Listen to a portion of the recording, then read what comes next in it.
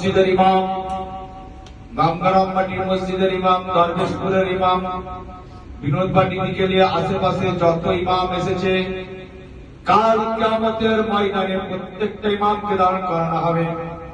কেননা তারা ইসলামের পক্ষে আসা দরকার ছিল, কোরআনের পক্ষে আসা দরকার ছিল, কিন্তু কোরআনের বিপক্ষে তারা ভোট দিয়ে গেছে, তারা কোরআনের বিপক্ষে কথা বলেছে। আমার ভুল বোঝাই ছিল, আমাকে রেখে দিই। সারা কোরআনের আয়াতটাকে নিয়ে দাদা হুজুরের সাথে জুড়ে দিয়েছে। আমি বললাম যেটা দাদা হুজুরের সাথে জুড়ানো নাই, এইটাই অপরাধ। তাহলে উলিল আমর মানে কি? কোরআনটা খুলে দেখানো হোক, কোরআনটা পড়ে বুঝানো হোক।